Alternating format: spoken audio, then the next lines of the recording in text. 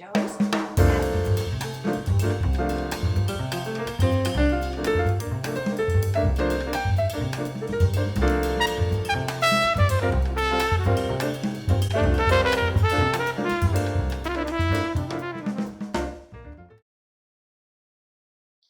Hi, this is Jenny Hudson bringing you the Author Connection, the voice of independent authors. And tonight I am delighted to have Jennifer Powell as our very first guest.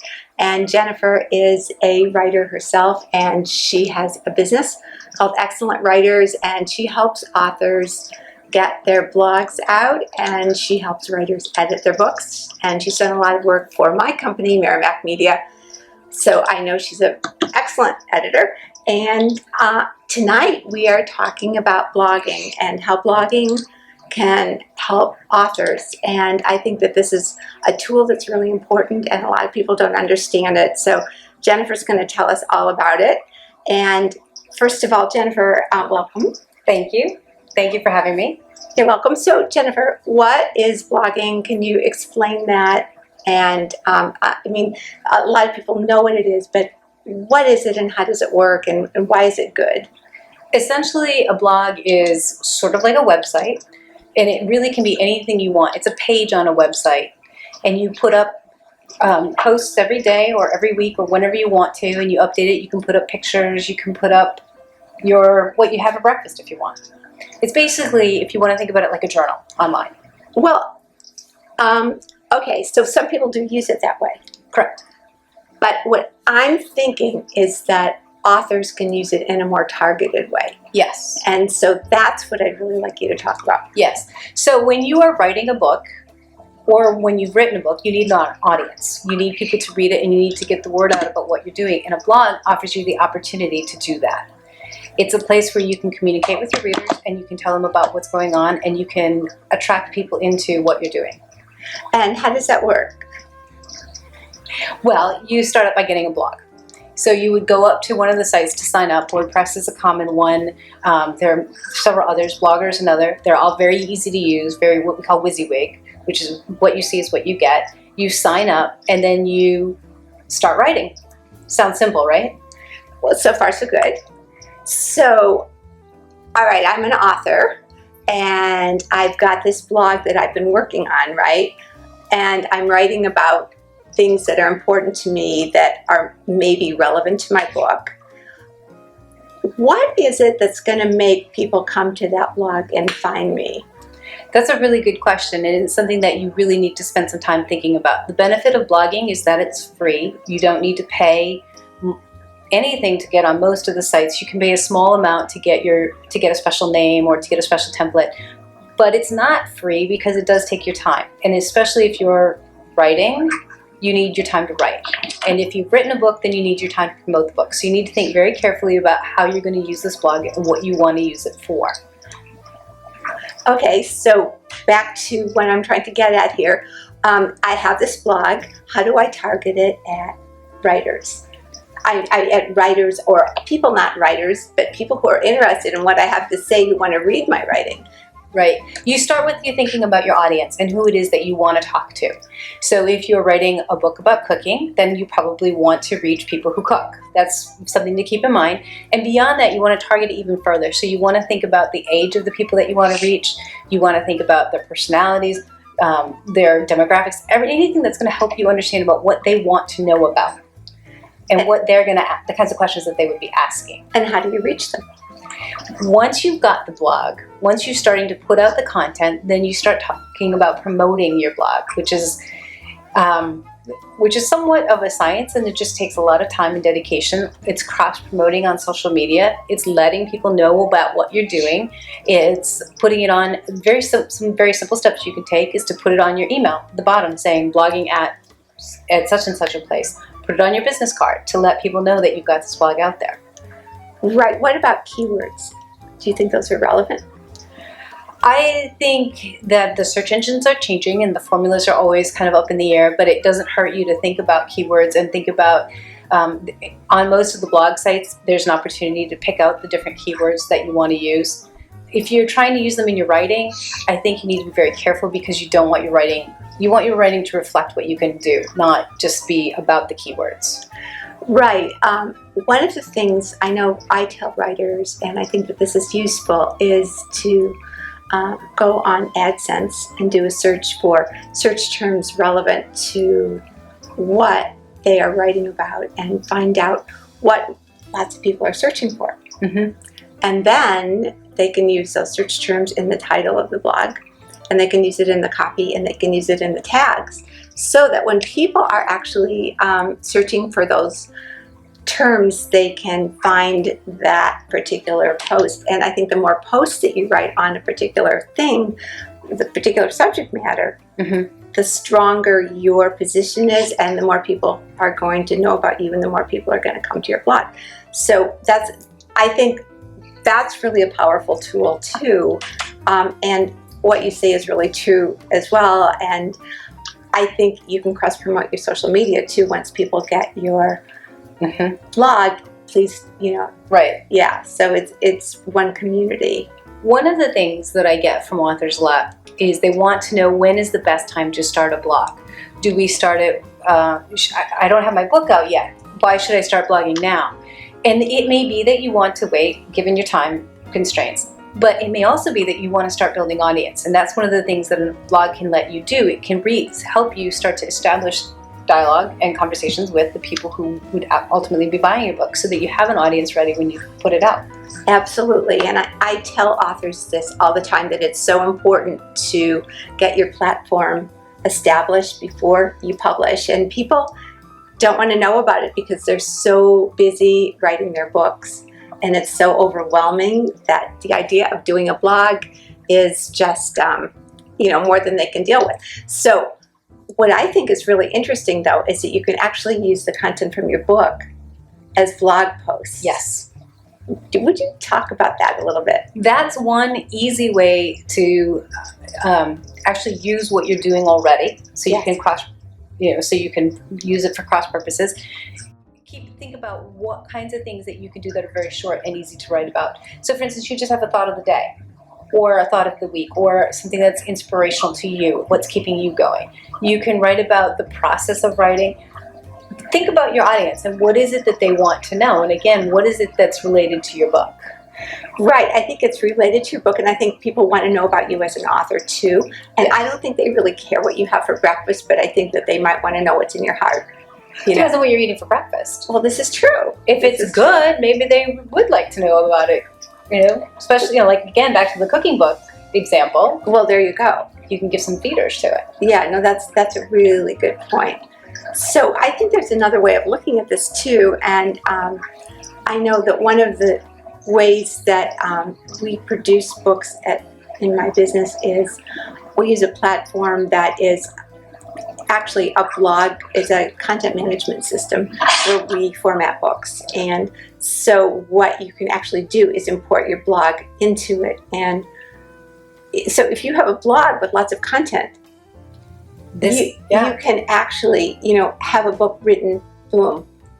So you could be writing it as you go along. That's right. This helps you to break it down, because one of the biggest challenges of a book is that it's so overwhelming and there's so much to it that people put it off and they don't know how to approach it. But in this way, they can break it down so that you're doing it 500 words, 600 words, maybe even 1,000 words at a time.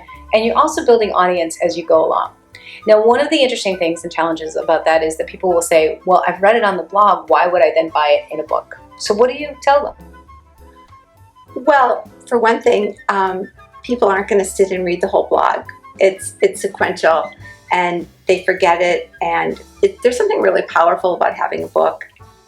And there's lots of people who haven't read your blog who are going to want to read it. And the very first book I published was actually by an author who was a management consultant with a very active blog. And he had a real strong following on Twitter. And what he did is take all of his blog posts and format them into a book.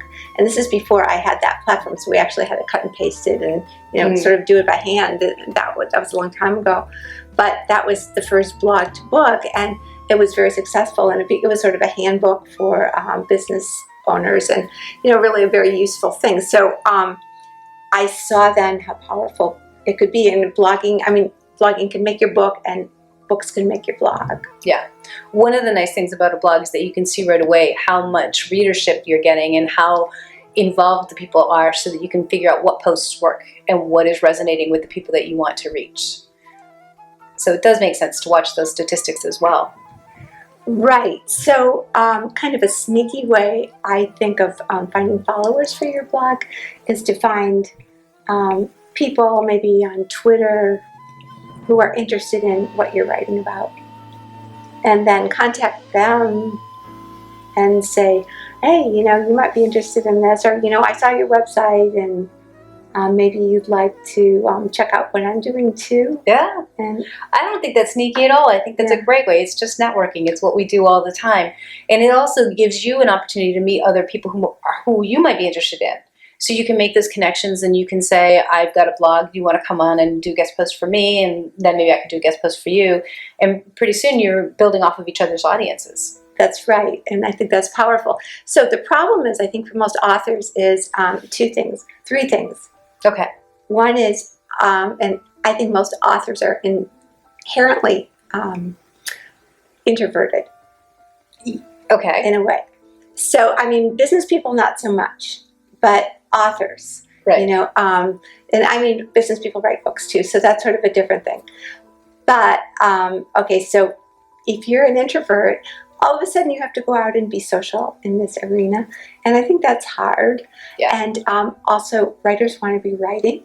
They Yes. don't want to be blogging, and even if it can go on their blog and they can use it, I think they're a little skittish about using that content. And the third thing is, it all takes a lot of time, and a lot of people don't have the technical know-how, and they don't have the time to learn it. So what do you recommend for people like that? Well, this is where I rely a lot on planning for a blog, so that people can think about ahead of time how they're going to approach it and what they're going to do. So if you think about it, if you're only going to do one post a week, which is enough to generate the audience that you type, more posts are going to get more people. But if you were to think about it, even if I'm just going to do once a week, that's only 12 posts over 3 months. So I can think ahead of time, well, what do I want to say? What questions do I want to answer? And even outline those things. So that's one way to get around it.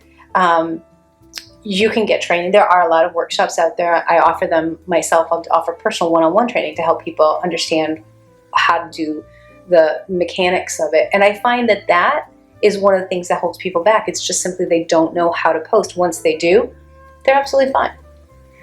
That's great. So how would people get in touch with you if they want to work with you? On my website, excellentwriters.com, and I have a blog, and I'm always looking for guest posts. I'm happy to feature people. I'm happy to feature people who've written their books. I talk to them about what their challenges were and how they overcame them, because I think it's important for other authors to see how it is for other people. So I like to foster that. That's great. So what are the biggest challenges that people have?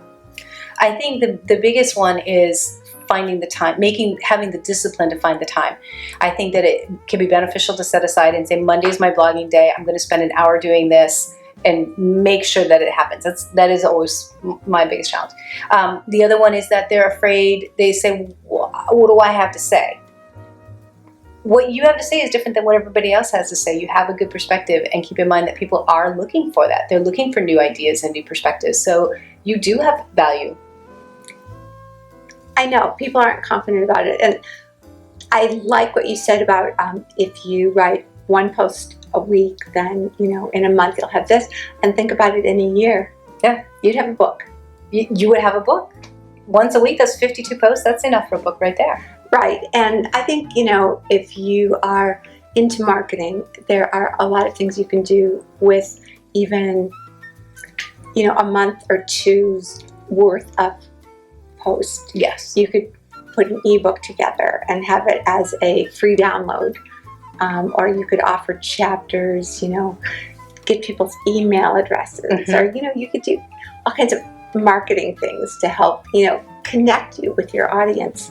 Another way to think about this, we talked a little bit about how to push the blog out, and it is important to do that, but a lot of people are able to connect with people on Facebook and Twitter and LinkedIn and some of these other things, but you need material to put out there. The blog gives you that, so you can do a blog post and then you write a short post about that on Facebook and on Twitter and on LinkedIn to bring people back to the blog.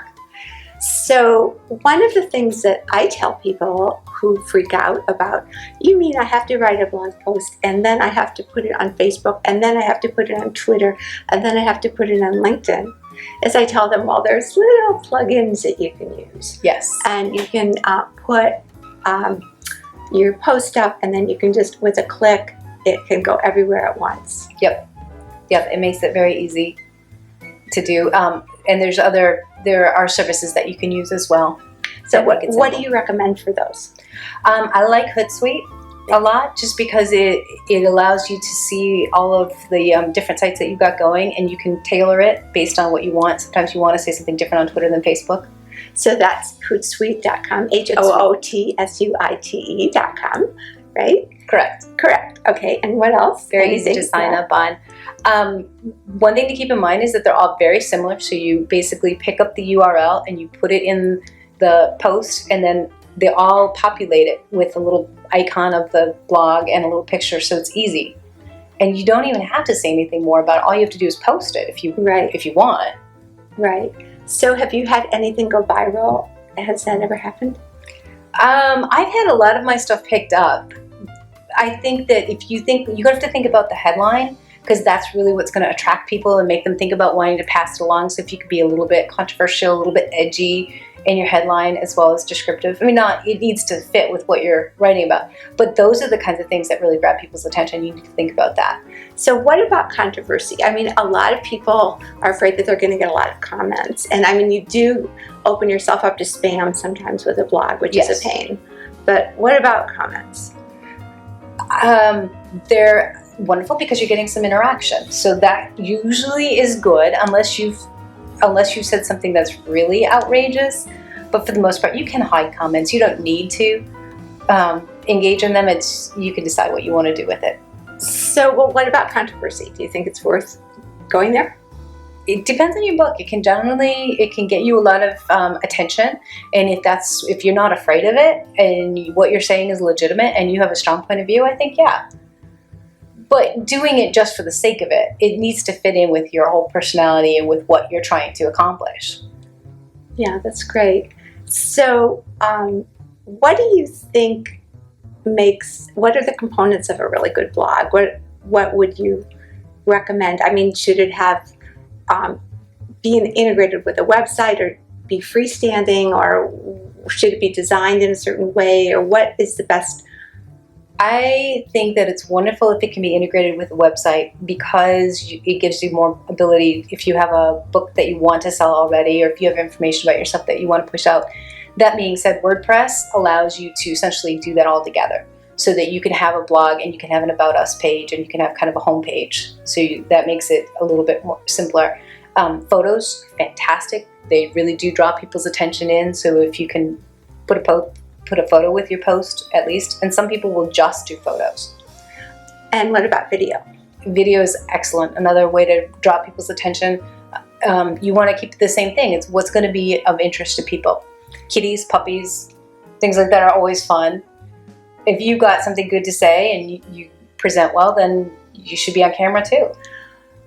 Right. I think that's good. But, I think that if you're a business person, you're probably not going to be putting puppies and kittens up on your blog.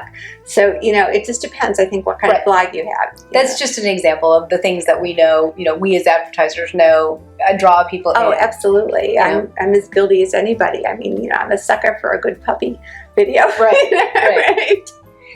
Think about the headlines that attract you. If you want to know what your readers are going to be attracted to, look at what's out there and what attracts you, what grabs your attention, and you can mimic that. Flattery, best form of flattery is imitation. So go ahead and look at what people are writing on their blogs. Look what people are writing on their headlines. Well, look what attracts you, and then pick up that style for your own stuff. So what about linking to other people's blogs? Have you done much of that where you say to someone, oh, you're writing about something similar, why don't we put links, cross links, to get known? I do some of that, but more of it is that I'll read something that I like or something that I want to comment off of, so I'll pick that up as a link and I'll refer to the blog. I don't necessarily contact the person, it depends on who it is, but I definitely use other people's blogs as fodder. So what is the law on that? And we just have a couple minutes left. Sure. So if you're going to copy someone else's blog, what is the etiquette or the legalities of it? Refer to it. You can pick up a sentence or two and then link to it. You can describe it. You cannot pick up the blog wholesale and pop it into your space and claim it as your own. Right. And it's not, you need to have a link back to them, in fairness to them, to say that this is where the information came from. Right. And do you notify them and say, oh, thanks, I used it? Or depends on the blog. It depends on the blog and how well I know the person, if it's an individual blog or if it's like something that's off of a website or something off of a news media that's large. I don't necessarily reach out to them. Oh, sure. Well, that makes sense. So have fun with it. That's my biggest advice. Have fun, relax, and just enjoy yourself. This is a chance for you to play with your writing and not be too serious about it, because you can always delete it or change it if you don't like it later. Oh, and that's a really good point too, because with WordPress you can go in and edit something even after it's up there. Thank goodness. And thank God, yes. And I know that I have an author I just published recently who travels a lot, and he wrote his book on airplanes, and now he's writing his blog on airplanes. Oh, that's awesome. Yeah, so it's found time. It's when you have a minute to, make the most of to move you forward. So, Jennifer, is there anything that you want to say that I haven't asked? Because we've got about 2 minutes before I introduce someone. Okay. I would say that if you've thought about blogging, the best way is to just jump in and get started. Just try it out and see what you think, and you can shape it. You don't need to make a long-term commitment. Make a 3-month commitment. And just say, I'm going to do 12 posts, and write out ahead of time the headlines that you want to use, because you can always change it later on. But that'll give you at least a guide and something that you can kind of follow, and then see how it goes and make changes as you go along. That's really great advice. And again, if people want to find you, come to the Excellent Writers group, excellentwriters.com, and sign up for my blog. And this is Jennifer Powell. And she's been doing this a long time, so you should all go and talk to her. Excellentwriters.com. Right. So now I am going to introduce a different segment that we're going to have every week on the show. And I'm having a book review segment by Malka Ahmed. And she has a website called contemporarybooks.com. I think there's a hyphen in there. And Thank you, Jenny, for that introduction. My name is Malka Ahmed, and I'm a book reviewer for contemporarybooks.com. I'm very excited to be here and part of the Author Connection. As a bookworm, I love nothing more than to talk about books, and it's an exciting time to be a reader right now. The publishing industry is going through a huge transformation right now, with a new book being published faster than you can pick a new title to read. And also on top of that, you have traditionally published authors going up against self-published authors, and as a result, a lot of fresh new voices are emerging. So as a book reviewer, I have a front row seat to all of this change. And I'm super excited to talk about all of these amazing books that I come across. This week, I'm going to talk about a book called That Part Was True by author Deborah McKinley. This book's premise asks, is there an expiration date for love? Once you reach a certain age, is happiness harder to come by? These are the questions that Jackson Cooper and Eve Petworth ask themselves. Both of them are strangers, an ocean apart, and approaching middle age. Jack, who is an American writer, receives a fan letter from Eve, and both of them forge a connection. And they forge this connection by sharing their passion for cooking and recipes, and it's through their correspondence and letters that they find a way to discover the recipe for their own lives. Jack is an interesting character. He's a successful writer, and he's facing writer's block. And despite being surrounded by admirers, he's very much alone. Eve, on the other hand, is a very lonely divorcee and plagued with anxiety. Her life is shadowed by her headstrong daughter and their complicated relationship. It's through this correspondence that Jack and Eve are able to reveal things about themselves that they would otherwise conceal with others. Despite the age difference between myself and the characters, I found them all to be very likable and very relatable. So if a 20-something, says that she can relate to a 50-something man, then, that's not magic. That's good writing right there. So this book, it's very well crafted and rich in detail, and the author, she definitely knows her characters because their reactions and it just felt very autonomous rather than pre-planned and put to paper. I particularly liked how the author incorporated Jack and Eve's letter into the story. They were like vignettes, and it all felt like a very colorful collage. This Part Was True is a charming tale about two very unconventional people who embark on a very unconventional friendship and discover that it's never too late to make changes in your life and find yourself. This book hits all the high notes and scored 5 stars. It also took in bonus points for it having a very pretty book cover, which is never a bad thing.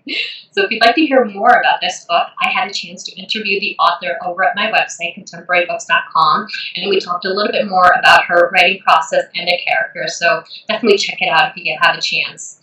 And also, if you're looking for something else to pick up at the bookstore, Harper Lee's much anticipated new novel, Ghost Set of Watchmen, just came out today. I haven't read it yet, but I'm really excited to read through it. But in the meantime, I'd love to hear your thoughts about it, especially if you've read it. Even if you haven't read it, I'd love to know why you're not reading it. So definitely go over to contemporarybooks.com and let me know. So that's it for this week. I'll be back next week with another great book recommendation. So back to you, Jenny. Thanks for joining us. This is Jenny Hudson, and again, this is the Author Connection, the voice of independent authors, and we hope you will join us next time, Tuesdays at 6:30, or find us on YouTube. Brought to you by Merrimack Media, merrimackmedia.com.